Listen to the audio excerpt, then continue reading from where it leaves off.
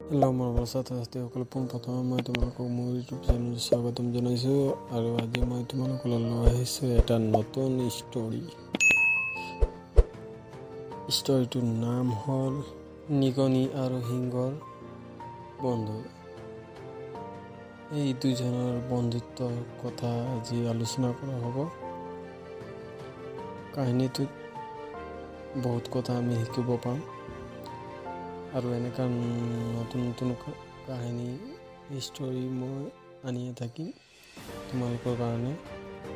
আৰু ভিডিঅ'টো যদি ভাল লাগে তেনেহ'লে ভিডিঅ'টোত লাইক এটা কৰি চেনেল ছাবস্ক্ৰাইব কৰি বেল আইকন প্ৰেছ কৰি দিব, কাৰণ এনেকুৱা নতুন নতুন ভিডিঅ' মই আনিয়ে থাকোঁ। ছাত্ৰ-ছাত্ৰীসকল, এতিয়া ব'লা ভিডিঅ'টো আৰম্ভ কৰোঁ। সিংহ আৰু নিগনিৰ বন্ধুৰ কাহিনী।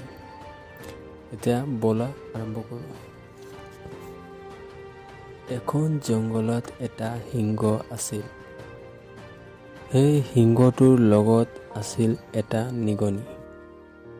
এদিন সিংহই বল এটাত গছৰ তলত বহি জিৰণি লৈ আছিল। তেতিয়া ইয়াৰ ভৰিত নিগনিয়ে কামুৰি দিলে। তেতিয়া সিংহৰ বহুত খং উঠিল।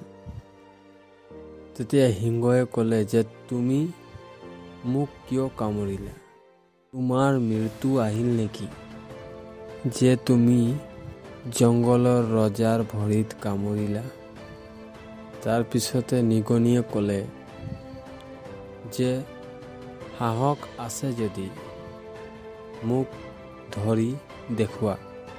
সিংহটোৱে ধৰিবলৈ নিগনিৰ পিছে পিছে দৌৰ মাৰিলে। দৌৰি দৌৰি বহু দূৰ যোৱাৰ পিছত নিগনিয়ে ক'লে, ৰখি যোৱা মহাৰাজ। সিংহই ক'লে, কিয়, কি হ'ল যে? ওলাই গ'ল নেকি তোমাৰ দম? মৰিবলৈ আছিলে যদি তুমি মোক ইমান কিয় দৌৰালা?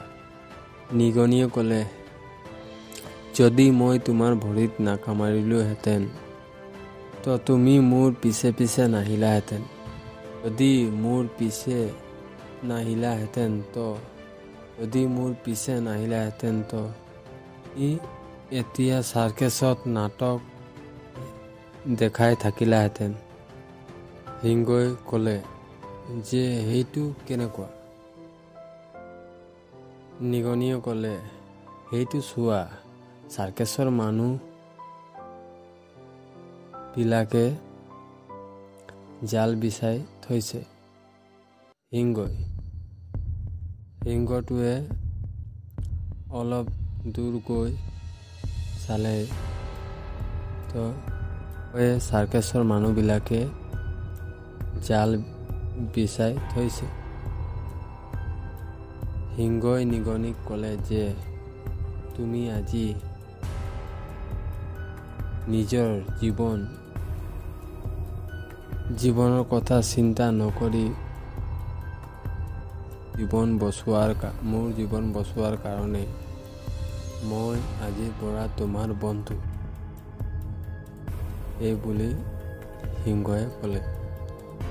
ছাত্ৰ-ছাত্ৰীসকল, ভিডিঅ'টোত তোমালোকে কি শিকিলা কমেণ্ট কৰি ক'বা। অ'কে, বাই।